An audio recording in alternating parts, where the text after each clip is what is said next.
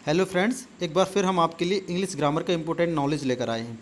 जो हमारी आज की क्लास है उसका नाम है basic introduction of part third, जिसमें हम phrase, phrasal verb, idiom, proverb, maxim और सेइंग के बारे में जानने वाले हैं। दोस्तों, ये क्लास आपके लिए बहुत हेल्पफुल होने वाली है, क्योंकि इसमें हमने ये भी बताया है कि फ्रेजल वर्ब और इडियम से रिलेटेड किस प्रकार के क्वेश्चन हर कॉम्पिटिटिव एग्जाम में पूछे जाते हैं। तो चलिए स्टार्ट करते हैं हमारी आज की क्लास, जिसमें हम सबसे पहले फ्रेज को जानेंगे। फ्रेज होती क्या है? फ्रेज को दोस्तों हम हिंदी में वाक्यांश कहते हैं। A group of words that have some sense but not have complete sense is called a phrase. It does not have any finite verb. शब्दों का एक ऐसा समूह जिसका कुछ अर्थ होता है लेकिन अधूरा अर्थ होता है, पूरा अर्थ नहीं होता है, उसे हम फ्रेज कहते हैं, वाक्यांश कहते हैं। किसी भी वाक्यांश में कोई भी फाइनाइट वर्ब नहीं होती, अर्थात जो वाक्यांश होता है उसमें कोई भी फाइनाइट वर्ब नहीं होती है। जो फ्रेज होती है उसमें कोई भी फाइनाइट वर्ब नहीं आती है। फाइनाइट वर्ब क्या होता है हम आपको पहले ही बता चुके हैं। ऐसी वर्ब जो सब्जेक्ट के अनुसार और सेंटेंस के टेंस के अनुसार चेंज हो जाती है, उसे हम फाइनाइट वर्ब कहते हैं। एग्जाम्पल देख लेते हैं। Boys are sitting on the bench, लड़के बेंच पर बैठे हुए हैं। देखो, सिटिंग इसमें एक वर्ब है। इसके बाद ऑन द बेंच, जो एक ग्रुप ऑफ वर्ड है, ये अपने आप में क्या है? फ्रेज है। ऑन द बेंच, बेंच पर, इसका अपना एक अधूरा अर्थ है। इसको अपने अर्थ या अपना सेंस पाने के लिए किसी और ग्रुप ऑफ बर्ड्स पर डिपेंड होना होगा, या फिर ये कह लें कि बॉयज आर सिटिंग, ये जो ग्रुप ऑफ बर्ड है इस बर्ड पर डिपेंड होना होगा। ठीक है दोस्तों, तो ये ऑन द बेंच जो क्या है, एक पूरा का पूरा फ्रेज है। अब फ्रेज के भी कुछ टाइप्स होते हैं। कौन कौन से टाइप्स होते हैं? Adverbial phrase, adjective phrase, noun phrase. तो ये फ्रेज जो है, यहाँ पे कौन सी फ्रेज आई है? एडवर्बियल फ्रेज आई है। दोस्तों, अगर किसी सेंटेंस में कहीं भी कोई फ्रेज आती है तो वो अपना कोई ना कोई टाइप्स लेकर ही आएगी। हो सकता है वो नाउन फ्रेज हो सकता है वो एडजेक्टिव फ्रेज हो सकता है वो एडवर्बियल फ्रेज हो। आई होप आप समझ पा रहे हो। यहाँ पे जो ऑन द बेंच है, ये जो वर्ड है वो सिटिंग नामक वर्ब को क्वालिफाई कर रहा, मॉडिफाई कर रहा। That's why this is a adverbial phrase. Adverbial phrase होती क्या है? An adverbial phrase is a group of words that functions as an adverb. Adverbial phrase होता क्या है? शब्दों का एक ऐसा समूह जो एडवर्ब का काम करने लगता है, उसे हम एडवर्बियल फ्रेज कहते हैं। आई होप आप समझ पा रहे होंगे। सेकेंड एग्जाम्पल देख लेते हैं। बॉयज आर सिटिंग हियर, लड़के यहाँ पर बैठे हुए हैं। लड़के यहाँ बैठे हुए हैं। देखो, इसमें सिटिंग एक वर्ब है, हियर क्या है? एक एडवर्ब है। जब कोई भी एडवर्ब सिंगल वर्ड होता है तो वो एडवर्ब ही कहलाता है, लेकिन जब एक ग्रुप ऑफ वर्ड एडवर्ब का काम करने लगता है तो हम उसे एडवर्ब ना कह के हम उसे एडवर्बियल फ्रेज कहने लगते हैं। ओके दोस्तों, नेक्स्ट देख लेते हैं। Swimming without any precaution is dangerous. Swimming एक नाउन है। ये क्या है? देखा जाए तो वास्तव में एक जिरंड है। जिरंड होता क्या है? जब हम वर्ब की फर्स्ट फॉर्म में एनजी जोड़ के उससे नाउन का कार्य करने लगते, नाउन का कार्य करवाने लगते, तो वो जिरंड कहलाता है। तो यहाँ पे ये जो है स्विमिंग में हमने एनजी जोड़ के इसको जिरंड बना दिया, नाउन बना दिया है। Swimming without any precaution, without any precaution एक ग्रुप ऑफ वर्ड है जो हमारा नाउन को मॉडिफाई कर रहा है। That's why it is a noun phrase is dangerous. Swimming without any precaution is dangerous. तैराकी बिना किसी तैयारी के क्या है? उसकी खतरनाक होती है। तो विदाउट एनी प्रिकॉशन एक ग्रुप ऑफ वर्ड है जिसका पूरा अर्थ नहीं होता है, अर्थात अपने अर्थ को पाने के लिए किसी न किसी ग्रुप ऑफ वर्ड्स पर डिपेंड होती है। ओके, इसमें देखो भाई, इसमें ना तो कोई फाइनाइट वर्ब आई है, इसमें कोई फाइनाइट वर्ब नहीं आई है ना। इसको हम ऐसे भी पहचान सकते हैं कि विदाउट फाइनाइट वर्ब आता है group of words. Okay, I hope आप समझ पा रहे होंगे। नेक्स्ट एग्जांपल देख लेते हैं। The officer in the seminar are really talented. The officer क्या है? एक नाउन है। नाउन के बारे में जो कुछ भी बताएगा वो एडजेक्टिव कहलाएगा। तो ये जो ग्रुप ऑफ वर्ड है वो द ऑफिसर नाउन के बारे में बता रहा है। That's why this is an adjective phrase. Adjective होता क्या है? The word that qualify noun और pronoun is called an adjective. ऐसा वर्ड जो नाउन और प्रोनाउन के बारे में कुछ बताता है उसे एडजेक्टिव कहते हैं। तो यहाँ पे जो हमारा ग्रुप ऑफ वर्ड आया हुआ है वो एक क्या? देखो, जब एक वर्ड हो और वो नाउन और प्रोनाउन के बारे में कुछ बताए तो वो एडजेक्टिव कहलाता है। वहीं जब एक पूरा का पूरा ग्रुप ऑफ वर्ड हो और वो नाउन के बारे में कुछ बताए या प्रोनाउन के बारे में कुछ बताए तो हम उसे एडजेक्टिव फ्रेज कहते हैं। Okay, adjective phrase are used to describe noun and pronoun in greater detail. Okay, तो the officer in the seminar are really talented. जो ऑफिसर सेमिनार में है वो बहुत ज़्यादा होशियार है, टैलेंटेड है। तो इन द सेमिनार क्या है? यहाँ पे एडजेक्टिव फ्रेज है जो द ऑफिसर के बारे में कुछ बता रहा है, नाउन के बारे में। नेक्स्ट एग्जांपल देख लेते हैं। The baby was sleeping in the cradle. देखो, लड़का क्या है? पलने में सो रहा था। The baby was sleeping in the cradle, बच्चा पालने में सो रहा था। तो यहाँ पे जो स्लीपिंग एक वर्ब है और इन द क्रडल एक ग्रुप ऑफ वर्ड है जो स्लीपिंग के बारे में कुछ बता रहा है। क्या बता रहा है कि बच्चा सो रहा है। कहाँ सो रहा है? इन द क्रडल। इन द क्रडल एक क्या है? एडवर्बियल फ्रेज है, that's why it is an adverbial phrase. Next देख लेते हैं फ्रेजल वर्ब। फ्रेजल वर्ब होती क्या है? अ phrasal verb is a verb of combination, verb plus preposition. A phrasal verb has different meaning of the actual verb. Phrasal verb क्या होता है? एक संयोजन होता है वर्ब का और प्रीपोजिशन का। एक फ्रेजल वर्ब का वास्तव में जो इसकी वास्तविक वर्ब होती है उससे अलग मीनिंग होता है, उससे अलग वर्ब होता है। या फिर ये कह लें जब किसी वर्ब के साथ प्रीपोजिशन आने से उसका अर्थ बदल जाता है तो उसे ही हम फ्रेजल वर्ब कहने लगते हैं।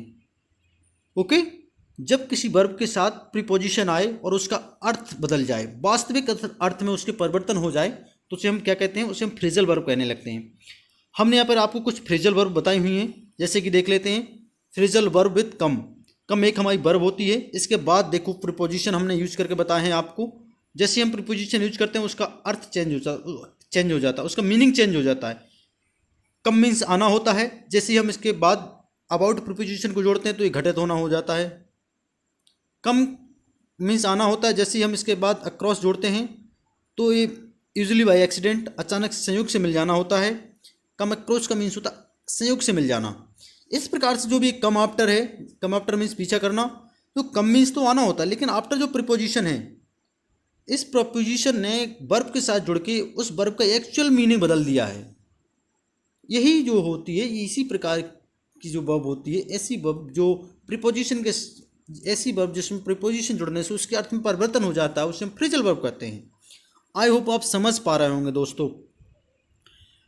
देखो इस सारे के सारे दिए हुए come back, come along, come around, come apart, come away, तो इस प्रीपोजिशन आने से सबका मीनिंग चेंज होता जा रहा है। ओके, यही हमारी फ्रेजल वर्ब होती है। फ्रेजल वर्ब से रिलेटेड कैसे क्वेश्चन एग्जाम में पूछे जाते हैं वो भी हमने आपको नीचे बताए हुए हैं। पहले हम एक और हमने यहाँ पे फ्रेजल वर्ब ली हुई है, phrasal verb with take. Take means क्या होता है? लेना होता है। टेक फॉर मानना होता है। टेक अबैक सरप्राइज आश्चर्यजनक होता है ना। टेक असाइड होता है किसी को कहीं ले जाके अकेले में कुछ समझाना, उससे कुछ बात करना। इस प्रकार से उसी प्रकार से take down, take after, take back, turn और टेक डाउन, इस प्रकार के जो टेक के बाद प्रीपोजिशन आए हुए हैं, तो ये जो टेक का वास्तविक मीनिंग है उस मीनिंग को बदल दे रहे हैं ये लोग। ये जो प्रीपोजिशन है उस वर्ब के साथ जुड़ के उसका वास्तविक मीनिंग बदल रहे हैं। तो इस प्रकार से जो ये वास्तविक मीनिंग बदल लेने वाले वर्ड बनते हैं वही हमारे फ्रेजल वर्ब कहलाती हैं। ओके, नेक्स्ट देख लेते हैं phrasal verb with turn. Turn देखो हमने इस प्रकार से आपको समझाया है, इस प्रकार से एक चार्ट बना के बताया है ताकि आप समझ पाएँ, बेहतर समझ पाएँ। टर्न मीन्स पलटना होता है, मुड़ना होता है। टर्न आउट क्या होता है? परिणाम होता है या समाप्त होना होता है। टर्न अगेंस्ट, उसी प्रकार से टर्न अगेंस्ट का भी मीनिंग, टर्न का जो वास्तविक मीनिंग होता है उससे अलग होता है। टर्न अराउंड का भी जो टर्न वर्ब का मीनिंग होता है उससे अलग होता है। टर्न अराउंड का भी मीनिंग अलग होता है। Turn back, turn down, turn in, turn off, ये जो सारे के सारे वर्ब दिए हुए हैं, टर्न जो सारे के सारे फ्रेजल वर्ब दिए हुए हैं, उनका वास्तविक में जो टर्न का मीनिंग होता है उससे अलग हट के मीनिंग निकलता है। ओके दोस्तों, देखो यहाँ पे कुछ टाइप्स दिए हुए, there are 4 types of phrasal verb. English language में 4 टाइप्स की फ्रेजल वर्ब होती हैं। कौन कौन सी फ्रेजल वर्ब होती हैं देख लेते हैं। Transitive phrasal verb, intransitive phrasal verb, separable phrasal verb, non separable phrasal verb.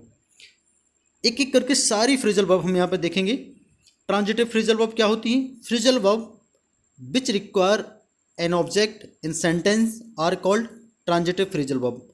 ऐसी फ्रेजल वर्ब जिनको सेंटेंस में ऑब्जेक्ट की नीड होती है, ऑब्जेक्ट की आवश्यकता होती है, उसे हम ट्रांजिटिव फ्रेजल वर्ब कहते हैं। दोस्तों जो हम वर्ब का चैप्टर पढ़ रहे होंगे तो उसमें हम ट्रांजिटिव वर्ब पढ़ेंगे, इंट्रांजिटिव वर्ब पढ़ेंगे। तो ऐसी वर्ब जिनको ऑब्जेक्ट की नीड होती है उसे हम ट्रांजिटिव वर्ब कहते हैं। ऐसी वर्ब जिनको ऑब्जेक्ट की नीड नहीं होती है उन्हें हम इंट्रांजिटिव वर्ब कहते हैं। तो हम वर्ब के बारे में, जब हम वर्ब का टॉपिक पढ़ रहे होंगे उसमें हम ट्रांजिटिव इंट्रांजिटिव वर्ब के बारे में भी पढ़ेंगे। फिलहाल हम यहाँ पे ट्रांजिटिव फ्रेजल वर्ब के बारे में पढ़ रहे हैं तो उसको जान लेते हैं। Phrasal verb which require an object in sentence are called transitive verb. ऐसी वर्ब जिनको सेंटेंस में ऑब्जेक्ट की रिक्वायर होती है, ऑब्जेक्ट की आवश्यकता होती है, उन्हें हम ट्रांजिटिव फ्रेजल वर्ब कहते हैं। ओके दोस्तों, आई होप आप समझ रहे होंगे। एग्जाम्पल से देख लेते हैं। सी लुक्स आफ्टर द चाइल्ड। सी एक सब्जेक्ट है, लुक्स आफ्टर एक फ्रेजल वर्ब है, द चाइल्ड एक ऑब्जेक्ट है। ओके, देखो यहाँ पे लुक का मीनिंग क्या होता है, देखना होता है, लेकिन लुक आफ्टर जो यहाँ पे एक फ्रेजल वर्ब आई है उसका मीनिंग, लुक आफ्टर मीन्स होता है देखभाल करना। See look after the child, वो बच्चे की देखभाल करती है। See look after the child, वो बच्चे की देखभाल करती है। इस प्रकार से यहाँ पे इसका मीनिंग निकल रहा है। तो लुक के साथ जैसे ही आफ्टर प्रीपोजिशन आता है, लुक का जो एक्चुअल मीनिंग देखना होता है उसमें परिवर्तन होके इसका ये अपना मीनिंग क्या देने लगती है, देखभाल करना। इसका मीनिंग चेंज हो जाता है और लुक के साथ प्रीपोजिशन जुड़ने से इसका मीनिंग देखभाल करना हो जाता है। ओके दोस्तों, तो इस प्रकार का जो वर्ड होता है, जब किसी वर्ब के साथ प्रीपोजिशन आए और वो अपना वर्ब अर्थ चेंज कर दे तो उसे ही हम फ्रेजल वर्ब कहते हैं। सी यहाँ पे सब्जेक्ट है, लुक्स आफ्टर हमारी एक फ्रेजल वर्ब है, द चाइल्ड एक ऑब्जेक्ट है। तो यहाँ पे हमें अपने यहाँ पे इस फ्रेजल वर्ब को अपना मीनिंग पूर्ण करने के लिए या अपना मीनिंग या अपना पूरा अर्थ पाने के लिए ऑब्जेक्ट की नीड थी। ओके, तो इसमें द चाइल्ड क्या है, एक ऑब्जेक्ट है। She looks after the child, तो यहाँ पे क्या है इसका मीनिंग निकलेगा, she looks after the child, वो बच्चे की देखभाल करती है। He is trying to give up smoking, वो क्या है, स्मोकिंग छोड़ने की कोशिश कर रहा है। तो गिव मीन तो देना होता है, लेकिन गिव के साथ जब अप प्रीपोजिशन आ जाता है तो अपना मीनिंग चेंज करके इसका मीनिंग हो जाता है त्यागना, छोड़ना। She is trying to give up smoking, वह स्मोकिंग छोड़ने की कोशिश कर रहा है। ही क्या एक सब्जेक्ट है, गिव अप क्या है, एक हमारी फ्रेजल वर्ब है। आई होप आप समझ, और ये किस प्रकार की phrasal verb, transitive phrasal verb है, बिकॉज इसको एक ऑब्जेक्ट की नीड होती है। स्मोकिंग क्या है, यहाँ पर हमारा एक ऑब्जेक्ट है। ओके, आई होप आप समझ पा रहे होंगे दोस्तों। थर्ड एग्जाम्पल देख लेते हैं। She turn down his proposal. She एक सब्जेक्ट है, टर्न डाउन हमारी एक फ्रेजल वर्ब है। टर्न मीन्स होता है मुड़ना, पलटना, लेकिन इसके साथ डाउन जैसे ही आ जाता है, डाउन एक प्रपोजिशन आता है तो इसका मीनिंग चेंज हो जाता है। सी टर्न डाउन हिज प्रपोजल, उसने उसके प्रस्ताव को ठुकरा दिया, यानी किसी लड़की ने किसी लड़के के प्रस्ताव को ठुकरा दिया। सी टर्न डाउन, टर्न मीन्स होता है मुड़ना, लेकिन जैसे डाउन प्रीपोजिशन इसके साथ आता है तो इसका मतलब हो जाता है ठुकराना, रिजेक्ट करना, मना करना। सी टर्न डाउन हिज प्रपोजल, उसने उसके प्रस्ताव को ठुकरा दिया या उसके प्रस्ताव को मना कर दिया, रिजेक्ट कर दिया। आई होप आप समझ पा रहे होंगे। नेक्स्ट देख लेते हैं intransitive phrasal verb. Intransitive phrasal verb क्या होती हैं, phrasal verbs which do not require an object in the sentence are called intransitive phrasal verb. ऐसी फ्रेजल वर्ब जिनको सेंटेंस में ऑब्जेक्ट की नीड नहीं होती, ऑब्जेक्ट की आवश्यकता नहीं होती है, उन्हें हम इंट्रांजिटिव फ्रेजल वर्ब कहते हैं। एग्जाम्पल से समझ लेते हैं। The patient passed away, patient क्या हो गया, गुजर गया, यानी जो पेशेंट था वो क्या हो गया, गुजर गया। देखो, ट्रांजिटिव फ्रेजल वर्ब और इंट्रांजिटिव फ्रेजल वर्ब हम इनको समझेंगे कैसे, हम इनको आइडेंटिफाई कैसे करेंगे, उसके लिए क्या होता है, हमें इंट्रांजिटिव जो हमारी फ्रेजल वर्ब होती है या जो हमारी कोई भी वर्ब होती है, चाहे वो इंट्रांजिटिव फ्रेजल वर्ब हो चाहे ट्रांजिटिव फ्रेजल वर्ब, उसमें जब आप क्या का करके क्वेश्चन करेंगे, what the patient passed away, जैसे कि हम बात करें पेशेंट मर गया। ओके, पास्ट मीन्स होता है वैसे गुजरना, है ना, लेकिन वो रास्ते से गुजरना वाला होता है, लेकिन पास्ट अवे मतलब होता है मृत्यु हो जाना, मर जाना। The patient passed away, patient गुजर गया, मर गया। तो पास्ट एक वर्ब है, वर्ब के साथ प्रीपोजिशन अवे जैसे ऐड होता है तो इसका मतलब हो जाता है गुजर जाना, मर जाना, खत्म हो जाना। The patient passed away, patient क्या हो गया, मर गया। तो अब हमें क्या हो गया, पेशेंट मर गया। जब हम उसमें क्या का क्वेश्चन करते हैं और हमें आंसर रिसीव हो जाता है, it means this is an transitive phrasal verb. लेकिन अगर हमें उसका आंसर रिसीव नहीं होता है, हम फिर से उसी ऑब्जेक्ट पर आके स्थिर हो जाते हैं, फिर से हम उसी सब्जेक्ट पर आके स्थिर हो जाते हैं, उसी सब्जेक्ट पर आ जाते हैं, उस कंडीशन में वो क्या होती है, इंट्रांजिटिव फ्रेजल वर्ब होती है। जैसे क्या हो गया, the patient passed away, patient जो है वो पास्ट अवे, गुजर गया, मर गया, क्या हो गया, पेशेंट मर गया। देखो, सिर्फ वही हम बार बार सब्जेक्ट पर आकर रुक जा रहे हैं, हमें ऑब्जेक्ट की नीड की आवश्यकता ही नहीं है, हमें ऑब्जेक्ट की नीड ही नहीं है यहाँ पे।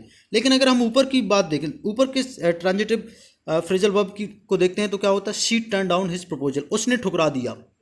क्या ठुकरा दिया? जो हम ऊपर देख पा रहे हैं, she turn down his proposal, उसने ठुकरा दिया। अगर हम इतना बोलें और हम क्या का आंसर करें, क्या ठुकरा दिया, अगर हमें उसका आंसर रिसीव हो जाता, it means this is an transitive phrasal verb. उस कंडीशन में क्या है, ट्रांजिटिव फ्रेजल वर्ब है और हमें आंसर रिसीव हो रहा है। उसने ठुकरा दिया, क्या ठुकरा दिया, उसका प्रपोजल ठुकरा दिया। ओके, हमें कुछ ना कुछ ऑब्जेक्ट की नीड है, यहाँ पे कुछ ना कुछ चीज़ तो ऐसी होगी जिसको उसने ठुकरा दिया, है ना। तो इस प्रकार की ऐसी वर्ब जिनमें हमें ऑब्जेक्ट की नीड होती है उन्हें हम ट्रांजिटिव फ्रेजल वर्ब कहते हैं, और ऐसी फ्रेजल वर्ब जिनको ऑब्जेक्ट की नीड नहीं होती अपने अर्थ को पूरा करने के लिए, उसे हम इंट्रांजिटिव फ्रेजल वर्ब कहते हैं।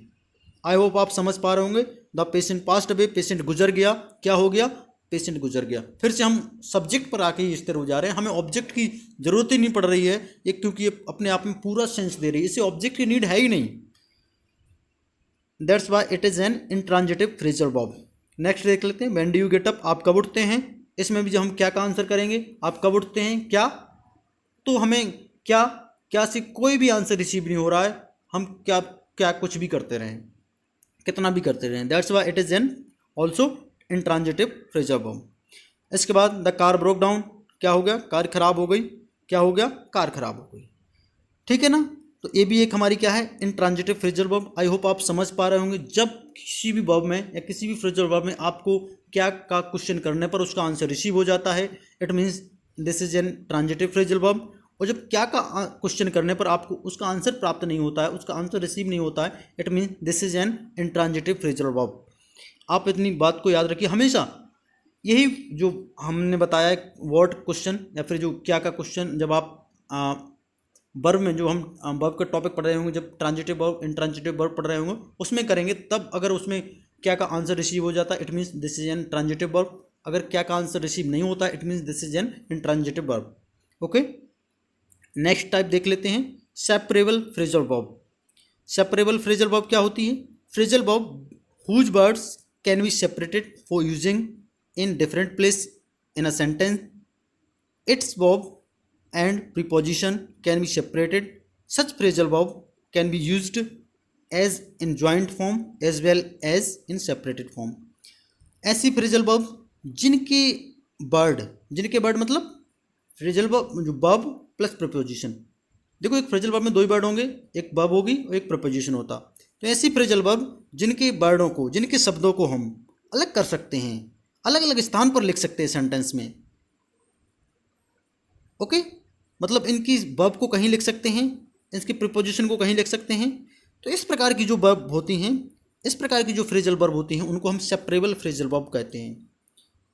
मतलब ऐसी वर्ब जिनके शब्दों को हम अलग अलग स्थान पर लिख सकते हैं, उसको एक साथ ना लिख के अलग अलग स्थान पर भी लिख सकते हैं, उसको हम सेपरेबल फ्रेजल वर्ब कहते हैं। आई होप आप समझ पा रहे होंगे। एग्जाम्पल से और बेटर समझ पाएंगे आप। Please turn on the light. Turn एक वर्ब है, ऑन एक प्रीपोजिशन है। टर्न वर्ब प्लस प्रीपोजिशन साथ में आए, उसका मीनिंग चेंज हो गया, फ्रेजल वर्ब बन गई। Please turn on the light, कृपया लाइट ऑन कर दीजिए।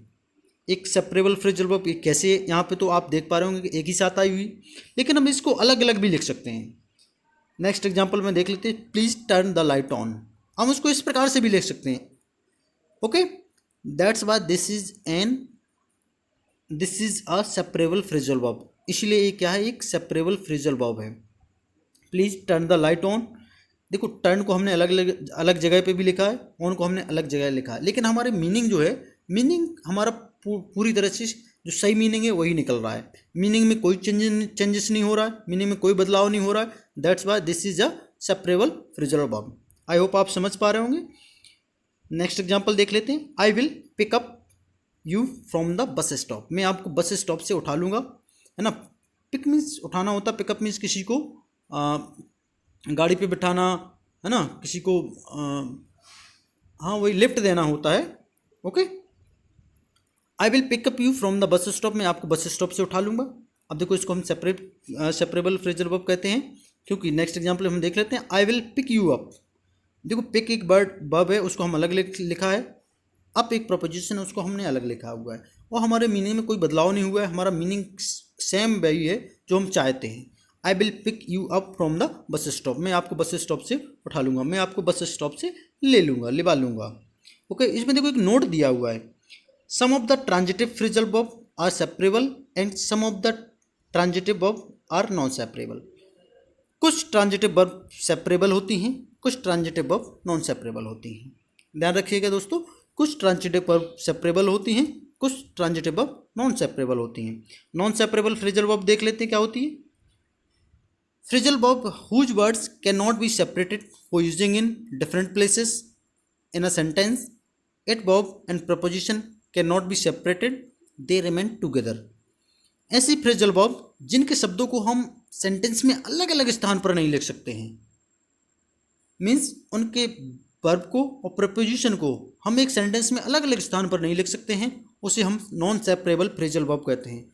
ऐसे फ्रेजल वर्ब जिनके शब्दों को हम अलग अलग स्थान पर सेंटेंस में, वाक्य में नहीं लिख सकते हैं, उन्हें हम नॉन सेपरेबल फ्रेजल वर्ब कहते हैं। आई होप आप समझ पा रहे होंगे। एग्जाम्पल देख लेते हैं। सी लुक्स आफ्टर हिज चिल्ड्रन, वो अपने बच्चों का क्या करती है, see look after her children, वो अपने बच्चों की देखभाल करती है। एक लुक क्या है, एक वर्ब है, आफ्टर क्या एक प्रीपोजिशन है, दोनों मिलकर फ्रेजल वर्ब बन गए। और एक किस प्रकार की फ्रेजल वर्ब जनरेट हुई यहाँ पे, नॉन सेपरेबल फ्रेजल वर्ब। इसको हम सेपरेट नहीं कर सकते, इनके वर्डों को हम सेपरेट नहीं लिख सकते। ओके, नेक्स्ट एग्जांपल देख लेते हैं। You should stay away from bad habit, आपको बैड हैबिट से दूर रहना चाहिए। ओके, तो स्टे क्या है, एक वर्ब है, अब एक प्रपोजिशन है, दोनों मिलकर साथ में आए, एक्चुअल वर्ब का जो मीनिंग होता है उसमें बदलाव आ जाता है ना, that's why it is a phrasal verb. अब इस फ्रेजल वर्ब है तो किस प्रकार की फ्रेजल वर्ब है, ये नॉन सेपरेबल फ्रेजल वर्ब है। He is trying to give up smoking, वह स्मोकिंग छोड़ने की कोशिश कर रहा है। ओके, तो यहाँ पे ये भी एक क्या है, नॉन सेपरेबल फ्रेजल वर्ब है। आई होप आप समझ पा रहे होंगे। देखो हमने यहाँ पे आपको पहले ही बताया है कि हम इसमें इस क्लास में आपको ये भी बताएंगे कि फ्रेजल वर्ब से रिलेटेड किस प्रकार के क्वेश्चन कॉम्पिटिटिव एग्जाम में पूछे जाते हैं। तो आप exam pattern of phrasal verb type 1, देखो टाइप 1 में हमने आपको बताया कि किस प्रकार के जो क्वेश्चन है ना, किस टाइप की, देखो हमने यहाँ पे आपको टाइप बताए हुए हैं, कुछ टाइप 1, टाइप 2, टाइप 3 भी हो सकते हैं, है ना, जिसमें हम आपको बताएं किस प्रकार के क्वेश्चन जो है आपसे कॉम्पिटिटिव एग्जाम में पूछे जाते हैं। तो देख लेते हैं type 1। Could you please turn, देखो यहाँ पे वर्ब दी गई है, टर्न एक वर्ब है, आपको सिर्फ प्रीपोजिशन ऐड करना है इसमें, और प्रीपोजिशन भी ऐसा ऐड करना है यहाँ पे जो हमारा पूरा सेंस दे सके, सही अर्थ दे सके, तभी आपका सेंटेंस सही होने वाला है। इस प्रकार वो एक फिल इन द ब्लैंक्स दे देगा आपको, फिर आपको इसमें एक प्रीपोजिशन फिल करना है जो कि वर्ब के साथ एक सही अर्थ निकाल पाए। ओके, यहाँ पे टर्न एक वर्ब है। कुड यू प्लीज टर्न, देख लेते हैं। टर्न बैक मतलब होता है उसी स्थिति पर वापस आ जाना। Could you please turn on, turn off भी है इसमें, सेकंड नंबर का देखो टर्न बैक क्या होता है, उसी स्थिति पर वापस आ जाना। तो could you please turn back the TV, क्या आप देखो ये तो कोई अधूरा सेंस निकल could you please turn back the TV, क्या आप टीवी को टर्न बैक ला सकते हैं, ये नहीं है। Could you please turn off the TV, turn off means होता है बंद करना, किसी डिवाइस को बंद करना, किसी इलेक्ट्रॉनिक डिवाइस को जो हम बंद करते हैं तो हम टर्न ऑफ नामक फ्रेजल वर्ब का यूज़ करते हैं। तो यहाँ पे जो हमारी टर्न ऑफ फ्रेजल वर्ब है जिसका मतलब होता है बंद करना, यहाँ पे यही हमारा मीनिंग जो है, यही हमारा मीनिंग, यही हमारा सही मीनिंग दे सकती है। तो यहाँ पे हमें जो है could you please turn off the TV होना है जो। ओके, तो हमारा जो सही आंसर है इसका, वो हमारा जो सही आंसर है वो क्या होगा, वो हमारा होगा टर्न यहाँ पे ऑफ। ओके, तो आई होप आप समझ पा रहे होंगे। तो हमारा यहाँ पे जो मीनिंग, जो हमारा सही आंसर है वो क्या है हमारा, वो सही आंसर है हमारा ऑफ। देखो मैं आपको टिक करके बता रहा हूँ, ऑफ कुछ ज़्यादा ही टिक हो गया, आपको दिख नहीं रहा, मैं सोच रहा हूँ सिर्फ बी बस पे टिक हो। ओके, तो यहाँ पे हमारा जो बी ऑप्शन है turn off. Could you please turn off the TV, क्या आप टीवी को टर्न ऑफ कर सकते हैं। तो कुड क्या है, कुड से थोड़ी सी विनम्रता तो निकलती है। जब हम मॉडल ऑक्सिलरी वर्ब पढ़ रहे होंगे उस समय हम कैन, कुड, मे, माइट ये सारे के सारे पढ़ेंगे। तो कैन से क्या होता है, एक पावर शो होती है, ये बिल्कुल भी विनम्र वर्ड नहीं है, ये बिल्कुल भी ऐसा वर्ड नहीं है जिससे हम विनम्रता को शो कर पाएँ। लेकिन कुड जो एक ऐसी मॉडल ऑक्सिलरी वर्ब है जिससे हम विनम्रता शो कर सकते हैं। मीन्स हमारे कोई हम साथी है या फिर हमारा कोई क्लासमेट है या फिर हमारा रूममेट है, मीन्स वो हमारे ही समान है, मीन्स हमारी एज का है, तो उसके लिए हम अगर हम कुछ उससे रिक्वेस्ट कर रहे हैं तो हम उसके लिए जो है कुड का उसके लिए हम कुड का यूज कर सकते हैं। उससे अगर हम कुछ रिक्वेस्ट कर रहे हैं तो हम कुड का यूज कर सकते हैं, could you please turn off the TV, है ना। इस प्रकार से हम बोल सकते हैं। जब हम मॉडल ऑक्सिलरी पर पढ़ रहे होंगे तो उसमें हम विस्तार से जानेंगे कि क्या कौन सी चीज़ें क्या होती हैं। तो इसमें हमारा जो आंसर हो जाना है वो बी वाला आंसर हो जाना है। देखो टर्न इन भी देख लेते हैं। टर्न इन का मीनिंग क्या होता है? टर्न इन मीन्स होता है जमा करना। तो could you please turn in the TV, ये तो बिल्कुल भी हमारा जो है आंसर नहीं दे रहा है, बिल्कुल भी सही आंसर नहीं आ रहा है। ओके, देखो बार बार जो है थोड़ा सा डिस्टर्ब हो जा रहा है। इसके बाद टर्न आउट क्या होता है? टर्न आउट मीन्स होता है समाप्त होना। Okay, could you please turn out the TV, तो इसका भी कोई अर्थ नहीं निकल रहा, ये भी पूरा सही अर्थ नहीं दे रही जिस प्रकार से यहाँ पे अर्थ चाहा गया। तो यहाँ पे जो सही आंसर है वो हमारा ऑफ है। ओके, टर्न ऑफ क्या होता है? जब किसी भी इलेक्ट्रॉनिक डिवाइस को हमें स्विच ऑफ करना होता है, बंद करना होता है, तो उसके लिए हम टर्न ऑफ जो होता है वो एक वर्ड यूज करते हैं। आई होप आप समझ पा रहे होंगे। नेक्स्ट एग्जाम्पल देख लेते हैं, नेक्स्ट पैटर्न देख लेते हैं। पैटर्न नहीं, सॉरी, ये टाइप 1 का ही सेकंड क्वेश्चन है। I have been looking blank my mobile for half an hour. Okay, तो लुक एक वर्ब है। देखो अभी जो सेंटेंस बना हुआ है, इस सेंटेंस हमारा बना हुआ है प्रेजेंट परफेक्ट कॉन्टिन्यूअस में। ओके, प्रेजेंट परफेक्ट कॉन्टिन्यूअस हमारा ये सेंटेंस बना हुआ है। अब इसमें हमने आए सब्जेक्ट है, हैव बीन हमारी एक वर्ब है, लुक एक वर्ब है। ओके, तो जो हमारी हैव बीन एक हेल्पिंग वर्ब है, लुक एक वर्ब है, मेन वर्ब। अब इसके अकॉर्डिंग ही हमें यहाँ पे एक प्रीपोजिशन ऐड करना ताकि हमारा जो पूरा मीनिंग निकल आए, जिस प्रकार का मीनिंग यहाँ पे चाहा गया। तो आई हैव बीन लुकिंग, देखो up, looking up, look up means होता है मिलना। तो I have been looking up my mobile, में अपने मोबाइल से मिल रहा हूँ फॉर हाफ एन आवर, आधे घंटे से, है ना। तो इसका भी कोई अर्थ नहीं निकल रहा है ना। लुक फॉर क्या होता है? लुक फॉर मीन्स होता है ढूंढना। I have been looking for my mobile for half an hour, मैं अपने मोबाइल को आधे घंटे से ढूंढ रहा हूँ। तो लुक फॉर ही वास्तव में यहाँ पे सही अर्थ दे रहा है। जब लुक फॉर का सही अर्थ निकल रहा है तो यही हमारा क्या है? आंसर हो जाना है। तो यहाँ पे हमें जो लुक नामक वर्ब है उसके साथ हम प्रीपोजिशन ऐड करेंगे फॉर, तभी हमारा मीनिंग सही निकलेगा, जिसका मतलब होता है ढूंढना। लुक फॉर मीन्स क्या होता है? ढूंढना। तो यहाँ जो हमारा आंसर हो जाना है वो हो जाना है बी नंबर वाला, यानी look for. Okay, look after भी देख लेते हैं। लुक आफ्टर मीन्स होता है देखभाल करना। हमने आपको बताया I have been looking after my mobile for half an hour, मैं अपने मोबाइल की आधे घंटे से देखभाल कर रहा हूँ। मतलब मोबाइल कोई ऐसी चीज़ तो है नहीं जिसकी आप चोट लग गई हो तो आप उसकी देखभाल कर रहे हैं, है ना। तो यहाँ पे जो सही अर्थ निकालेगा वो फौरी निकालेगा, ढूंढ रहा हूँ, कहीं रख दिया था मैंने, मिल नहीं रहा, मैं आधे घंटे से उसको ढूंढ रहा हूँ। लोकेट भी देख लो। लोकेट मीन्स होता है विचार करना। I have been looking at my mobile for half an, मैं अपने मोबाइल पे जो विचार कर रहा हूँ आधे घंटे से, तो ये भी कोई चीज़ नहीं है, इसका भी कोई अर्थ नहीं निकल रहा जैसा यहाँ पे चाहा गया। दैट्स वाई इसका भी आंसर हमारा बी हो जाना है, look for. Look for means होता है ढूंढना। ओके, इस प्रकार से आपको एग्जाम में जो टाइप 1 है, हमने आपको बताया कि इस प्रकार से एग्जाम में पूछे जा सकते क्वेश्चन। ये टाइप 1 था। ओके, सेकेंड टाइप देख लेते हैं। टाइप सेकेंड में क्या होता है? इसमें आपको वो वर्ब प्लस प्रीपोजिशन पूरा का पूरा ब्लैंक दे देगा। आपको पूरी की पूरी फ्रेजल वर्ब यहाँ पे रखनी है अकॉर्डिंग टू सेंटेंस। ऊपर वाली जो टाइप फर्स्ट हमने आपको बताया उसमें आपको वर्ब पहले से दी हुई है, सिर्फ आपको प्रीपोजिशन ऐड करना था। ओके, लेकिन जो टाइप सेकंड है हमने आपको बताया कि इस प्रकार के भी क्वेश्चन कॉम्पिटिटिव एग्जाम में पूछे जाते हैं, जिसमें कि पूरी फ्रेजल वर्ब भी आपको फिट करनी होती है according to sentence, according to meaning. देखो, she blank his marriage proposal because he is not well settled. अब देखो, हो सकता है यहाँ पे क्या है? Turn out. Turn out means होता क्या है? टर्न आउट मीन्स हमने आपको पहले ही बताया, टर्न आउट मीन्स होता है समाप्त होना। यहाँ पे देखो, ये पास्ट में सेंटेंस बना हुआ है, दैट्स वाई यहाँ पे कौन सी, यहाँ पे हमारी सेकंड फॉर्म यूज होगी वर्ब की।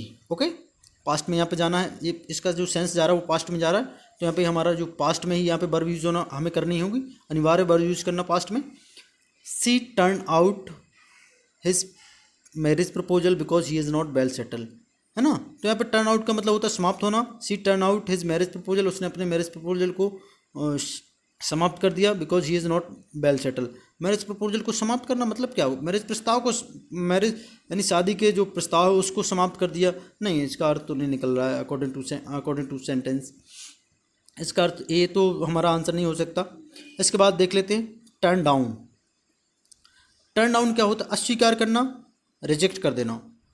टर्न डाउन मीन्स होता है अस्वीकार करना, रिजेक्ट कर देना। She turn down his marriage proposal because he is not well settle. अब देखो हम इसका अगर टर्न डाउन को अगर हम यहाँ पे रख देते तो टर्न डाउन को यहाँ पे रखने से जो इसका अर्थ निकल रहा है वो क्या निकल रहा है? उसने she turn down his marriage proposal because he is not well settle. उसने उसके मैरिज प्रस्ताव को, शादी के प्रस्ताव को ठुकरा दिया क्योंकि वो वेल सेटल नहीं है ना। वेल सेटल मीन्स सही से सेटल नहीं है, अभी इतनी कमाई नहीं कर रहा है, अपने पैरों पे खड़ा नहीं हुआ है ना, इसलिए उसने मैरिज उसके शादी के प्रस्ताव को ठुकरा दिया। तो हमारा यहाँ पे जो आंसर हो जाना है देखो वो टर्न डाउन ही हमारा आंसर, क्योंकि वही यहाँ पे हमारा जो है पूरा सेंस दे रहा है, सही अर्थों में जो हमें सेंस चाहा गया है टर्न डाउन ही हमारा वो सेंस दे रहा है। जो इसलिए यहाँ पे कौन सी फ्रेजल वर्ब हमारी आंसर हो गई? वो होगी हमारी सेकंड नंबर की टर्न डाउन।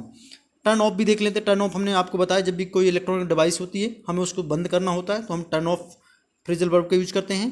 टर्न बैक क्या होता है? टर्न बैक क्या होता है? उसी स्थिति में वापस आ जाना होता है ना। तो ये भी अपना अर्थ नहीं दे पाएगी। तो यहाँ पर जो हमारा आंसर हो जाना है वो यहाँ पर हमारा आंसर होगा बी नंबर का। ओके, आई होप आप समझ पा रहे होंगे दोस्तों। सेकंड एग्जाम्पल भी हमने इसका लिया हुआ है। देखो नेक्स्ट लिखा हुआ है, police asked so many times but he did not speak a single word how this accident. देखो इस प्रकार का ये पूरा सेंटेंस दिया हुआ है। Police asked so many times, police ने बहुत बार पूछा, but he did not speak a single word, लेकिन उसने एक शब्द तक नहीं बोला। How this accident, a accident, अंग ब्लैंक दिया हुआ है, चार ऑप्शन दिए अपने पास, come away, come across, come about, come after. Come away क्या होता है? किसी चीज़ से अलग होना। तो यहाँ पे मुझे नहीं लगता कि ये कोई अर्थ दे पाएगी, ये फ्रेजल वर्ब कोई अर्थ दे पाएगी। बी नंबर देख लेते हैं, कम अक्रॉस। कम अक्रॉस होता है संयोग से मिलना, ये भी नहीं कोई अर्थ दे पाएगी। कम अबाउट, घटित होना। कम अबाउट देखो घटित होना, यही यहाँ पे जो वर्ड है, यही जो वो फ्रेजल वर्ब है जिसकी यहाँ पे नीड है। फिर से देख लेते इसको पूरा, इसके साथ इसको फिट करके पूरा अर्थ इसका देख लेते कैसे निकलता है। Police asked so many times but he did not speak a single word how this accident came about. Police ने बहुत बार पूछा लेकिन उसने एक सिंगल शब्द तक नहीं बोला कि ये एक्सीडेंट कैसे घटित हुआ। How this accident came about मतलब ये एक्सीडेंट कैसे घटित हुआ। ओके, तो कैम अबाउट मीन्स होता है घटित होना, यही हमारा अर्थ दे रहा है। इसको यहाँ पे इस फ्रेजल वर्ब को ही यहाँ पे रखने पे हमें पूरा अर्थ प्राप्त होता है। That's why it is N, इसलिए हमारा क्या है आंसर हो जाता है। तो यहाँ पे जो आंसर आएगा वो क्या आएगा? यहाँ पे जो आंसर आएगा वो हमारा, इसमें जो आंसर आने वाला है वो है कम अबाउट। कम अबाउट मीन्स होता है घटित होना। ओके, आई होप फ्रेंड्स आप समझ पा रहे होंगे। देखो टाइप थर्ड भी हमने दिखाया हुआ है आपको, हमने वो सारे टाइप्स लिए हुए हैं जिस प्रकार से एग्जामिनर आपसे एग्जाम में पूछता है जो भी टाइप्स। टाइप थर्ड में क्या दिया हुआ है? Nobody can believe that she has taken back her mother. देखो इस प्रकार का जो एक वर्ड हाईलाइट करके दे देगा आपको, उस हाईलाइट वर्ड के अनुसार आपको उस हाईलाइट वर्ड को देखना है, उस पूरे सेंटेंस का अर्थ निकाल के। तो उस हाईलाइट वर्ड के साथ आपका सेंटेंस सही निकल रहा है, अगर सही निकल रहा है तो नो करेक्शन रिक्वायर्ड है, उसका आंसर होगा। अगर सही नहीं निकल रहा है तो आपके पास 3 ऑप्शन दिए हुए हैं, है ना। टेकन, जैसे इसमें दिए हमने ए बी सी, ये 3 ऑप्शन दिए हैं और फोर्थ जो हमारा ऑप्शन दिया वो नो करेक्शन रिक्वायर दिया हुआ है। मीन्स आपको कोई भी करेक्शन करने की आवश्यकता नहीं है इसमें। मीन्स जो टेकन बैक है वो सही लिखा हुआ है। लेकिन अभी आपको देखना है, इसको हाईलाइट करके दिया है उन लोगों ने, तो इसमें कौन सा आंसर होने वाला है। ये टाइप थर्ड होता है जो एग्जामिनर आपसे एग्जाम में पूछता है। Nobody can believe that she has taken back her mother. कोई विश्वास नहीं कर सकता दैट शी हैज़, कि वो that she has taken back. देखो taken back means, take back means क्या होता है? उसी स्थिति में वापस आ जाना, है ना। तो nobody can believe that she has taken back her mother. कोई विश्वास नहीं कर सकता कि she has taken back her mother, वो उसी स्थिति में, अपनी माता की स्थिति में वापस आ गई है। तो इसका देखो कोई अर्थ नहीं निकल रहा है आई थिंक, है ना। तो फर्स्ट जब इसका अर्थ नहीं निकल रहा तभी हमें नीचे के ऑप्शंस पे जाना है, तभी हमें ए पे जाना है। ए का अर्थ, अगर ये हमारा ये फ्रेजल वर्ब वहाँ पे फिट नहीं बैठ रही तभी हमें सेकंड वाले पे जानी है, बी नंबर पे जाना है। तब अगर बी भी नहीं आ रही है तो हमें सी पे जाना है। है ना, इस प्रकार से हमें करना। लेकिन अगर हमने आप पूरा सेंटेंस पढ़ा ही नहीं, पहले ही हम ऑप्शन पे चले गए तो वो रॉन्ग हो जाएगा। आपको पूरा पढ़ना है, उस हाईलाइटेड वर्ड को भी साथ में पढ़ना है। अगर उस हाईलाइटेड वर्ड के साथ हमारा पूरा सेंस निकल रहा है, it means no correction required. अगर नहीं निकल रहा तो तभी हमें ऑप्शन को चूज करना, तभी हम ऑप्शन पर जाना है। तो टेक आफ्टर क्या होता है? टेक आफ्टर होता है किसी के ऊपर जाना, है ना। जैसे हम टेक आफ्टर को ऐसे समझो, किसी पे जाना मतलब जैसे हम नहीं जानते कि वो अपने यार पापा पे गया है, वो अपनी मम्मी पे गया हुआ है, वो अपने मामा पर गया हुआ है ना, इस प्रकार का जाना होता है ना। तो nobody can believe that she has taken after her mother. तो कोई विश्वास नहीं कर सकता कि वो अपनी मम्मी पर गई है। यहाँ पे इस प्रकार का इसका सेंस निकल रहा है दोस्तों, और इसी प्रकार के सेंस की हमें यहाँ पे आवश्यकता है ना। खैर अभी और भी ऑप्शन है हमारे पास, आपको जल्दबाजी बिल्कुल भी नहीं करनी है, आपको सारे ऑप्शन टच करने हैं। ओके, नेक्स्ट बी नंबर का देख लेते, टेकन अबैक। टेक अबैक क्या होता है? टेक अबैक हम आपको पहले ही बता चुके हैं। टेक अबैक मीन्स होता है आश्चर्यचकित करना, है ना, सरप्राइज होना, आश्चर्यचकित होना, सरप्राइज होना, इस प्रकार का जो है इसका अर्थ निकल रहा। तो nobody can believe that she has taken aback her mother, ये भी इसका आई थिंक मुझे कोई अर्थ उतना कोई विश्वास नहीं कर सकता है कि that she has taken aback her mother, उसने अपनी मदर को क्या किया? आश्चर्यचकित किया। आई थिंक ये भी उतना अच्छा अर्थ नहीं निकाल पा रहे। हालांकि देखो जो एग्जामिनर होता है वो भी ऐसी फ्रेजल वर्ब को रखता है, ऐसे वर्ड को रखता है जो एक दूसरे से बिल्कुल आपको लगने लगता है नहीं ये भी सही है, आपको लगने लगता है ये भी सही है, लेकिन आपको एक वर्ड को चूज करना होता है, और वो वर्ड ऐसा चूज करना होता है कि एकदम परफेक्ट आंसर वही हो। हमें लगने से कुछ नहीं कि भाई ये भी लग रहा है ये भी लग रहा है, हमें एक्चुअल में हमें एकदम 100% जो श्योर आंसर है, हम 100% जो करेक्ट आंसर है, 100% जो सही मीनिंग अर्थ निकाल रहा है, उसी ऑप्शन को चूज करना है। ओके, टेक फोर क्या होता है? टेक फोर होता है लेना, मान लेना। मतलब ये वर्ड जो है बहुत स्पोकन में यूज किया जाता है, जैसे कि what do you take me for, आप मुझे समझते क्या हैं, आप मुझे मानते क्या हैं, इस प्रकार से हम यूज करते हैं उसको, है ना। तो हमारा जो यहाँ पे फोर्थ ऑप्शन दिया है नो करेक्शन रिक्वायर्ड, तो यहाँ पे जो हमारा आंसर होने वाला है वो हमारा टेकन आफ्टर होने वाला है। टेक आफ्टर क्या होता है? किसी के ऊपर जाना, है ना। तो nobody can believe that she has taken after her mother, मतलब कोई विश्वास ही नहीं कर सकता कि वो अपनी मदर पर गई है, वो अपनी माँ पे गई है, क्योंकि वो माँ की जैसी लग नहीं रही है। हो सकता है उसकी माँ कुछ मॉडर्न टाइप की हो, और उसकी जो बच्ची है ना, या फिर जो हाँ बच्ची है वो कुछ एंशियंट टाइप की हो, है, या फिर हो सकता है उसके फेस ना मिल रहा हो, या फिर कोई भी बॉडी पार्ट्स ना मिल रहे हों, है ना, इस प्रकार से होता है। तो यहाँ पे जो हमारा आंसर होने वाला है वो हमारा आंसर यहाँ पे जो क्या होगा, वो हमारा आंसर यहाँ पे फर्स्ट होने वाला है, यानी taken after. Taken after means क्या होता है? किसी से मिलना, कि एक किसी के ऊपर जाना। आई होप आप समझ पा रहे होंगे इसको। तो यहाँ पे जो हमारा आंसर है वो फर्स्ट वाला है। नेक्स्ट देख लेते हैं, this was the last deal related to our business that turn off better. देखो इसमें भी वही करना जैसा कि बिल्कुल ऊपर वाले में किया हुआ हमने, just like that. This was the last deal, ये अंतिम डील थी। अंतिम डील मीन्स क्या होता है? समझौता टाइप का होता है, एक सौदा होता है। डील मीन्स सौदा होता है। This was the last deal related to our business, ये हमारे बिजनेस से संबंधित लास्ट सौदा था, अंतिम सौदा था। दैट टर्न ऑफ बेटर, अब देखो टर्न ऑफ तो क्या होता है? टर्न ऑफ मीन्स क्या होता है? बंद करना होता है। किसी इलेक्ट्रॉनिक डिवाइस को जब हम बंद करना होता है तो हम टर्न ऑफ यूज करते हैं। तो देखो टर्न ऑफ तो हमारा यहाँ पे आने वाला नहीं है। टर्न इन क्या होता है? टर्न इन होता है जमा करना, किसी चीज़ को जमा करना।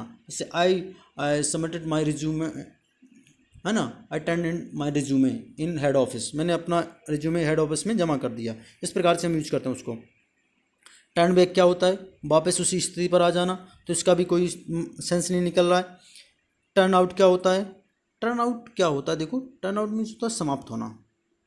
ओके, इसको देख लेते हैं। This was the last deal related to our business that turn out better, ये हमारे बिजनेस से संबंधित अंतिम सौदा था जो टर्न आउट बेटर, जो कि अच्छे से समाप्त हो गया। तो यहाँ पे जो टर्न आउट का मतलब होता है समाप्त होना, बेटर क्या है? अच्छे से समाप्त होना, वो अर्थ निकालना पूरा का पूरा।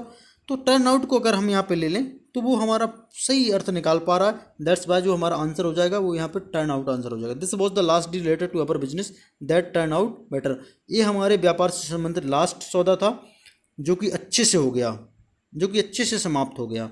ओके, इस प्रकार से हमारा देखिए टर्न आउट को यहाँ पे रखने, टर्न आउट फ्रेजल वर्ब यहाँ पे रखने से पूरा अर्थ निकल रहा है। दैट्स वाई जो हमारा आंसर होगा वो यहाँ पे टर्न आउट होगा।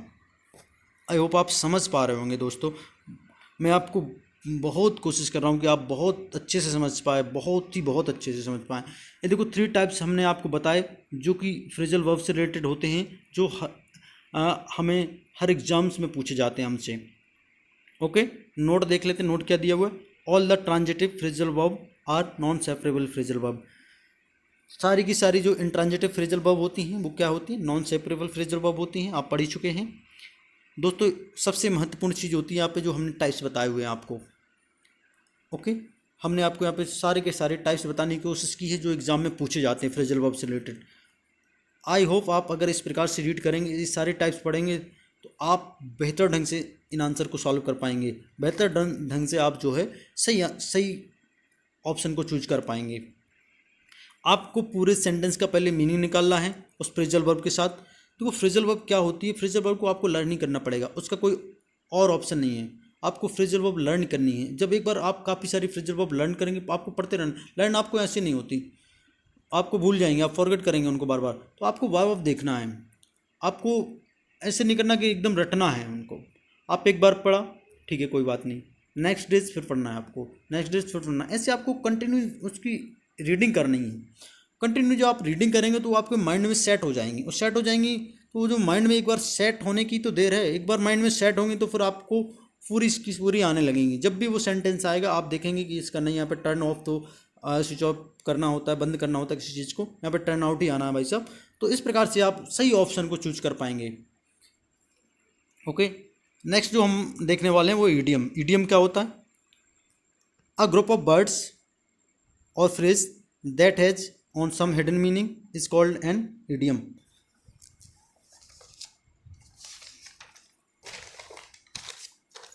ईडियम को हिंदी में दोस्तों मुहावरा कहते हैं। ओके, ईडियम को मुहावरा कहते हैं दोस्तों हिंदी में हम। अ ग्रुप ऑफ वर्ड और phrase that has on some hidden meaning is called an idiom. ऐसा ग्रुप ऑफ वर्ड जिसका अपना कुछ हेडिंग मीनिंग होता है, छुपा हुआ अर्थ होता है, ऐसा ग्रुप ऑफ वर्ड जिसका कुछ छुपा हुआ अर्थ हो उसे हम ईडियम कहते हैं, उसे हम मुहावरा कहते हैं। ओके, शब्दों का एक ऐसा समूह जिसका अपना छुपा हुआ अर्थ होता है। वास्तविक जो वहाँ पे जो वर्ड्स लिखे हुए हैं, जो वो अर्थ दे रहे हैं, वो अर्थ ना देके कोई अन्य अर्थ देते हैं तो उसे हम मुहावरा कहते हैं हिंदी में। इंग्लिश में हम उसे ईडियम कहते हैं। ओके, तो एग्जाम्पल से समझ लेते हैं। देखो, हॉट अंडर द कॉलर एक ईडियम है। अब जो कोई इसका जो वास्तविक अर्थ होता है वो तो होता है हॉट अंडर द कॉलर, मतलब कॉलर जो हमारी शर्ट की कॉलर है उसके अंदर बहुत गर्मी है ना। हॉट अंडर द कॉलर मतलब कॉलर के अंदर गर्म या कॉलर के अंदर गर्मी। लेकिन जो इसका हिडन मीनिंग होता है जो कि ईडियम का होता है, इसका जो हिडन मीनिंग होता है वो तो एंग्री अपसेट, यानी गुस्सा या फिर उदास होना, है ना, इस प्रकार का जो होता है उसका एक हिडन मीनिंग होता है। तो ईडियम होता ही क्या है? एक ग्रुप ऑफ वर्ड होता है जिसका हिडन मीनिंग होता है, उसे हम क्या कहते हैं? ईडियम कहते हैं। मतलब शब्दों का एक ऐसा समूह जिसका अपना छुपा अर्थ होता है उसे हम क्या कहते हैं? हिंदी में मुहावरा कहते हैं, इंग्लिश में ईडियम कहते हैं। तो यहाँ पे हॉट अंडर द कॉलर का जो छुपा हुआ अर्थ है ना, जो वास्तविक अर्थ है वो नहीं हम लेके चलेंगे। जो इसका छुपा हुआ अर्थ है वो एंग्री अपसेट, वही ईडियम है। आई होप आप समझ पा रहे होंगे। शब्दों का एक ऐसा समूह जिसका अपना छुपा हुआ अर्थ होता है उसे हम ईडियम कहते हैं, मुहावरा कहते हैं। देखो इसके यूजेस से, है ना, यूजेस से आप और बेटर समझ पाएंगे। Professor Shyam Sundar was really hot under the collar when he saw the misbehaviour of his student. Professor Shyam Sundar थे, was really hot under the collar, वो बहुत ज़्यादा अपसेट हो गए थे। When he saw the misbehaviour of his student, जब उन्होंने अपने छात्रों का मिसबिहेवियर देखा। ओके, दुर्व्यवहार जब अपने छात्रों का उन्होंने देखा तो वो बहुत ज़्यादा क्या हो गए थे? एंग्री हो गए थे, बहुत ज़्यादा क्रोधित हो गए थे। तो यहाँ पे जो हमारा निकलेगा हॉट अंडर द कॉलर का जो वास्तविक मीनिंग वो नहीं निकलेगा। यहाँ पर क्या निकलेगा? हमारा एंग्री निकलेगा, बहुत ज़्यादा गुस्से हो गए थे, है ना, बहुत ज़्यादा उदास हो गए थे, ये भी कह सकते हैं। तो professor Shyam Sundar was really hot under the collar when he saw the misbehaviour of his student. देखो इसका हमने यूज करके बताया, आप इसको यूज भी कर सकते हैं अपने स्पोकन में, है ना। आई होप आप समझ पा रहे होंगे। सेकंड नंबर देखते हैं, एप्पल ऑफ समबडीज आई, है ना। अब देखो इसका वास्तविक मीनिंग तो निकल रहा है किसी की आंख का सेब फल, है ना। किसी एप्पल मीन्स क्या होता है? सेब होता है ना। तो किसी की आंख का सेब, ये इसका वास्तविक मीनिंग। लेकिन इसका ये एक्चुअल में एक ईडियम है, दैट्स वाई इसका जो मीनिंग होगा वो इससे हट के होगा। वो इसका मीनिंग क्या है? A thing which is very precious to somebody. एक ऐसी चीज़ जो किसी के लिए बहुत ज़्यादा कीमती होती है, उसे हम बोलते हैं एप्पल ऑफ समबडीज आई, है ना। इसके यूजेस देखते हैं, आप बेटर समझ पाएंगे। Every child is an apple of his mother eyes, मतलब प्रत्येक बच्चा अपनी माँ के लिए क्या होता है? उसकी आंख का तारा होता है। देखो एप्पल ऑफ समबडीज आई का मतलब जो हिंदी मीनिंग होता है इडियम का, वो क्या होता है? आंख का तारा होना। आंख का तारा एक क्या है? एक मुहावरा होता है। आंख का तारा मतलब बहुत ज़्यादा कीमती वस्तु। तो हर एक मदर के लिए, हर एक माँ के लिए उसका बच्चा ही सबसे प्यारी चीज़ होती है, सबसे कीमती चीज़ होती है। ओके, आई होप आप समझ पा रहे हो। तो every child is an apple of his mother's आई, प्रत्येक बच्चा जो क्या होता है? अपनी माँ की आंख का तारा होता है। ओके, नेक्स्ट देख लेते हैं, थर्ड नंबर, अ रेड लेटर डे। अब देखो इसका एक्चुअल मीनिंग तो होता है अ रेड लेटर डे, एक लाल पत्र वाला दिन, है ना। तो इसको हम ऐसे नहीं समझ पाएंगे, बिकॉज एक इडियम है तो इसका एक अपना हिडन मीनिंग है। तो इसको जो हिडन मीनिंग है वो क्या होता है? एन इम्पोर्टेंट और अ वेरी स्पेशल डे, एक बहुत महत्वपूर्ण और ख़ास दिन। इसका जो छुपा हुआ अर्थ है वो क्या है? महत्वपूर्ण और बहुत ख़ास दिन। ओके, इसका यूजेस देख लेते हैं। 15 August is a red letter day for India because India got freedom on this day in 1947। 15 अगस्त जो है वो एक बहुत ख़ास दिन है भारत के लिए, क्योंकि इसी दिन भारत ने सन 1947 में क्या थी? आज़ादी प्राप्त की थी। ओके, तो इस प्रकार से जो रेड लेटर डे का हमारा इडियम का जो मीनिंग होगा वो क्या होगा? एन इम्पोर्टेंट और वेरी स्पेशल डे, एक खास दिन या महत्वपूर्ण दिन। ओके, मतलब एक ऐसा ग्रुप ऑफ वर्ड जिसका अपना कुछ छुपा हुआ अर्थ होता है, हिडन मीनिंग होता है, उसे हम इडियम कहते हैं। तो अ रेड लेटर डे का जो हिडन मीनिंग होता है वो एक इम्पोर्टेंट, एक महत्वपूर्ण, एक खास दिन, ये उसका छुपा मीनिंग है ना। ये छुपा मीनिंग ही यहाँ पर उसका अर्थ निकल रहा है ना। तो इस प्रकार से क्या है? एक हमारा इडियम हो जाता है। हम इसको अगर इसका जो एक्चुअल अर्थ है उसके अनुसार लेके चलें तो देखते हैं। 15 August is a red letter day, 15 अगस्त जो है एक लाल पत्र वाला दिन है फॉर इंडिया के लिए because India got freedom on this day इन, क्योंकि इंडिया ने इसी दिन 1947 में आज़ादी प्राप्त की थी। तो हमारा कोई अर्थ नहीं निकल रहा है इस सब जो है। लाल पत्र वाला दिन क्या होता है कुछ पता नहीं जो है, लेकिन हमारे अगर हम रेड लेटर डे का को ईडियम लेकर चलें, जो कि ईडियम है ही है वास्तव में, तभी हमारा इसका सही अर्थ निकलेगा, है ना। That's why it is an idiom. अब ईडियम का एग्जाम पैटर्न हमने आपको दिया है, कैसे एग्जामिनर आपसे जो है एग्जाम में ईडियम पूछता है, आई होप आप समझ पाएंगे। फर्स्ट एग्जाम्पल दिए, Sukanya stood by her husband in weal and woe. इस पे एक वर्ड आपको जो ईडियम है वो अंडरलाइन करके दे देगा, वो आपको हाईलाइट करके देगा।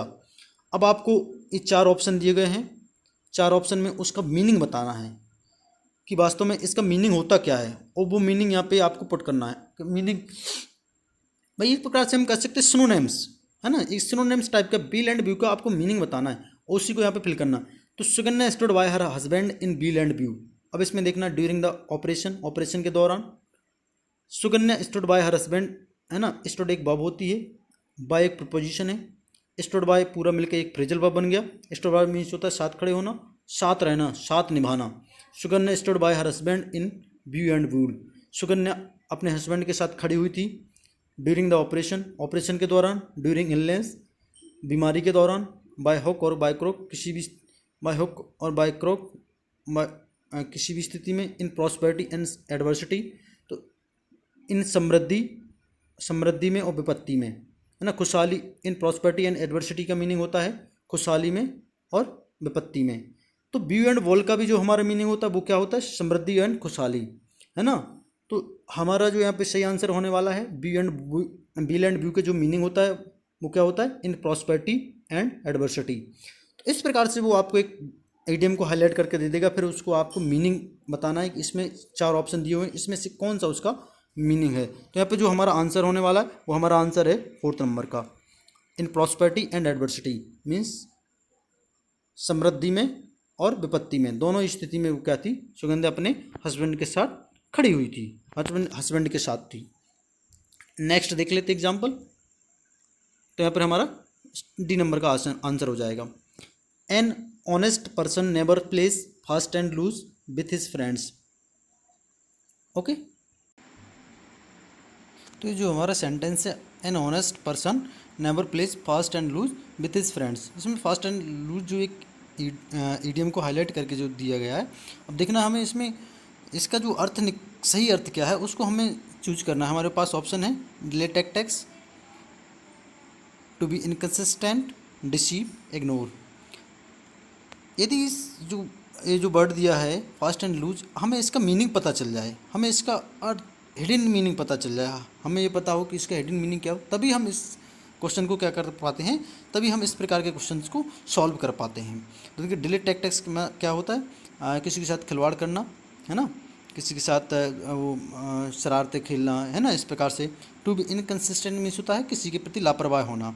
डिसीव मतलब होता है किसी को धोखा देना। इग्नोर मीन्स नकारना। तो an honest person never plays fast and loose with his friend. तो फास्ट एंड लूज का जो मीनिंग होता है वो होता है लापरवाह होना, ठीक है, अविश्वसनीय होना। तो इसका जो हमारा आंसर होने वाला वो, इसका हमारा आंसर क्या होगा, इसका हमारा बी आंसर होगा। टू बी इनकन्सिस्टेंट मीन्स लापरवाह होना, अविश्वसनीय होना। ओके, तो इस प्रकार से जो हमारा ईडियम्स जो होते हैं वो हमारे इस प्रकार से एग्जाम्स में पूछे जाते हैं। आपको पूरा का पूरा जो ईडियम होता है वो एक हाईलाइट करके दे दिया जाता है, उसका आपको मीनिंग बताना होता है। हाँ, इस प्रकार से भी हो सकता है कि जो आपको ईडियम्स का मीनिंग दे दिया जाए और फिर आपको ये पूछा जाए कि इस मीनिंग के अकॉर्डिंग आपको ईडियम यहाँ पे फिल करना है, ऐसा भी हो सकता है। ओके दोस्तों, आई होप आप समझ पा रहे हो। Examples to differentiate idiom and phrase. देखो इसमें एक एग्जाम्पल दिया जो जिससे आप डिफरेंशिएट कर पाएंगे, आप पता कर पाएंगे कि ईडियम और फ्रेज होती क्या है।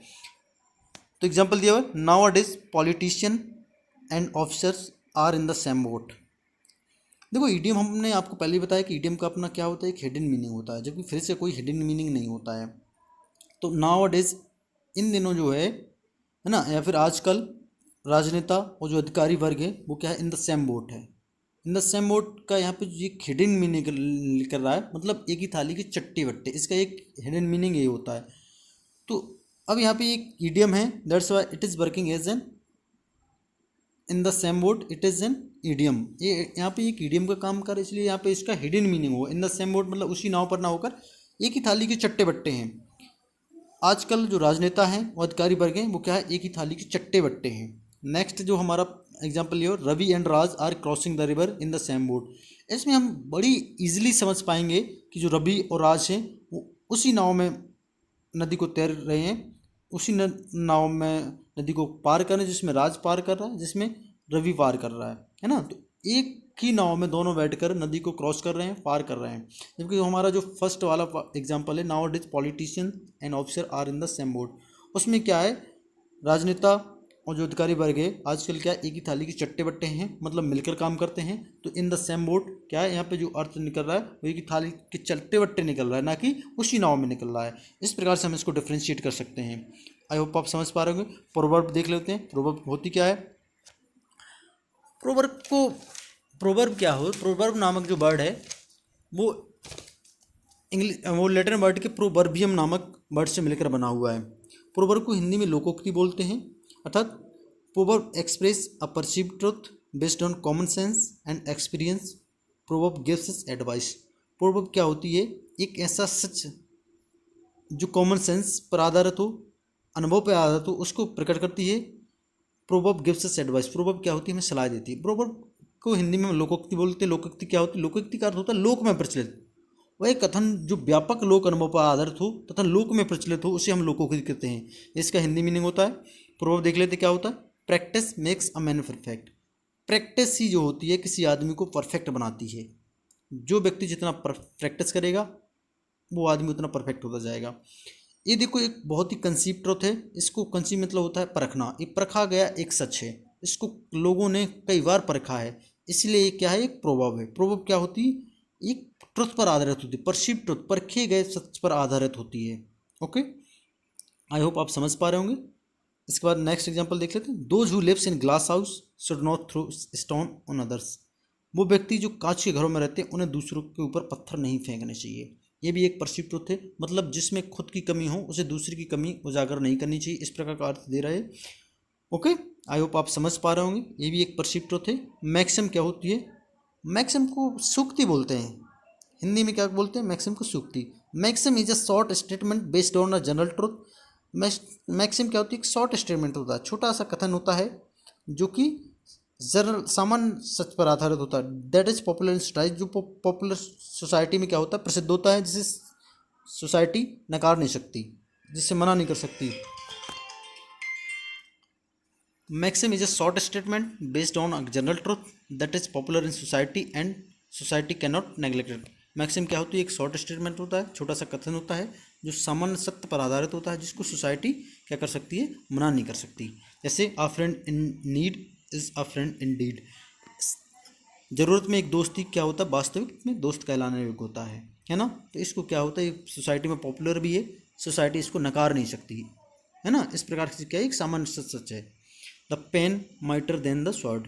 पेन क्या होता है? पेन की शक्ति क्या होती है? वो स्वॉर्ड से भी, स्वॉर्ड में तलवार, तलवार से भी ज़्यादा होती है। Okay. It is better to safe than sorry. It is better to safe than sorry मतलब क्या है? It is better to safe, अपने आप को सुरक्षित रखना कहीं ज़्यादा बेहतर है देन सॉरी। सॉरी के सॉरी मीन्स बाद में हमें किसी से दुख प्रकट करना पड़े, किसी को से माफ़ी मांगनी पड़े, उससे अच्छा है कि अपन पहले से ही सुरक्षित रहें, पहले से ही बचकर चलें। ओके। नेक्स्ट देख लेते हैं सेइंग। सेइंग क्या होती है? Saying is also a short statement. Some people of society may agree with saying और some people of society may not agree with saying. Saying भी क्या होती है? एक छोटा सा कथन होता है, कुछ सोसाइटी के लोग इससे सहमत भी हो सकते हैं, कुछ सोसाइटी के लोग इससे असहमत भी हो सकते हैं। क्योंकि सेइंग को हम हिंदी में कहावत बोलते हैं। ओके। देखो, सेइंग के बारे में भी हमने एक एग्जांपल लिया है। सेइंग आप इस एग्जांपल से बेटर समझ पाएंगे। If you salute your duty you need not to salute any one. If you pollute your duty you will have to salute every one. यदि आप अपनी ड्यूटी को सल्यूट करेंगे, you need not to salute any one, आपको किसी को salute करने की आवश्यकता नहीं है। If you pollute your duty you will have to salute every one. यदि आप अपनी ड्यूटी को पोल्यूट करेंगे, अपनी ड्यूटी का गलत फ़ायदा उठाएंगे, अपनी ड्यूटी सही से नहीं निभाएंगे, you will have to salute every one, आपको प्रत्येक व्यक्ति को सल्यूट करना पड़ेगा। देखो, सेइंग क्या होती है? सेइंग एक शॉर्ट स्टेटमेंट होता है। कुछ लोग सोसाइटी के इसको सही भी मानते हैं, कुछ लोग सोसाइटी के इसको गलत भी मानते हैं।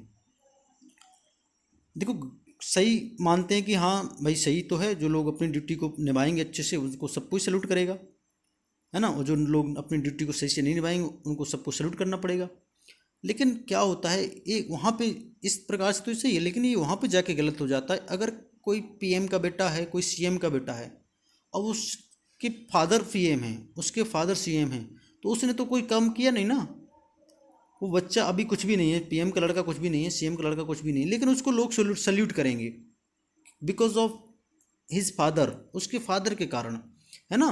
तो यहाँ पे ये जाके क्या हो जाता है? सेइंग गलत हो जाती है। तो इसी प्रकार से हमने आपको पहले बताया कि सेइंग क्या होती है? एक शॉर्ट स्टेटमेंट होता है, जिस समाज के कुछ लोग सही भी कह सकते हैं, गलत भी कह सकते हैं।